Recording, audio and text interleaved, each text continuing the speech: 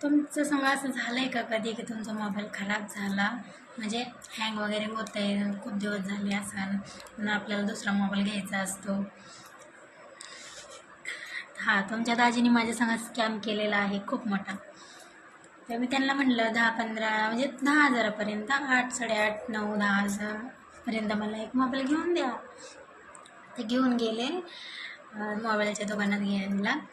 तर ते मला 30च्या पुढचे ते मोबाईल असतात ना ते वाले बघत होते मी. मला तर असं वाटत होतं बाई किती काळजी करतात ना तुमचे दाजी माझे.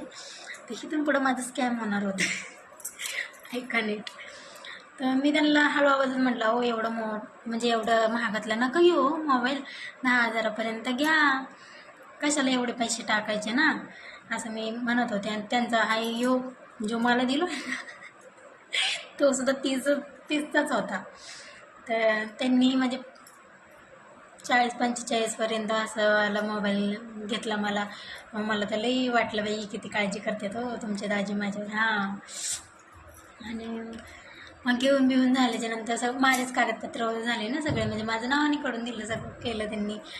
आणि मग नंतर कार्ड जेव्हा काय टाकायचं होतं ना तर त्यांनी असं केलं, त्यांच्या मोबाईलमध्ये माझं कार्ड टाकला, जो त्यांचा मोबाईल होता त्यांचा कार्ड टाकला, आणि जो मला घेतला होता तो त्यांचा कार्ड टाकला. मग म्हटलं असं कशाला करता येतं, मग माझ्याच मोबाईलमध्ये म्हणजे जे डेटा तुम्ही घेणार आहे ते त्या मोबाईलमध्ये टाका ना. ते म्हणले नाही ह्योवाला तुला मोबाईल दिला आहे मी आणि ह्यो मला घेतला आहे. असं स्कॅम करतात तुमचे दाजी माझ्यासोबत. नवीन मोबाईल कधीच घेऊन देणार नाही. हा मोबाईलसुद्धा आहे ना त्यांनी मला त्यांचाच दिला होता आणि त्यांनी ते घेतलं होतं. तिथं वर किती सारी खायला तर त्यांनी तसले मोबाईल ते घेते, म्हणजे नवीन असला ना तर ते मोबाईल ते घेणार आणि त्यांचा जुना मोबाईल मला देणार, असं करतात ते. हा मोबाईल पण खूप दिवसाचा आहे, हे त्यांचाच होता, ह्याला पण खूप वर्ष झालेले आहेत. आणि मोबाईल असंच ठेवून घेतले कारण की ह्याच्यामध्ये माझ्या खूप आठवणी आहेत म्हणून मी ठेवलेले आहेत. ह्याच्यामध्ये पण झालेत, पण ह्यो फेवरेट मोबाईल आहे माझा. पण माझ्यासोबत स्कॅम झाला आहे. तुमचे मिस्टरसुद्धा असे स्कॅम करतात का तुमच्यासोबत? सांगा बरं मला कमेंटमध्ये.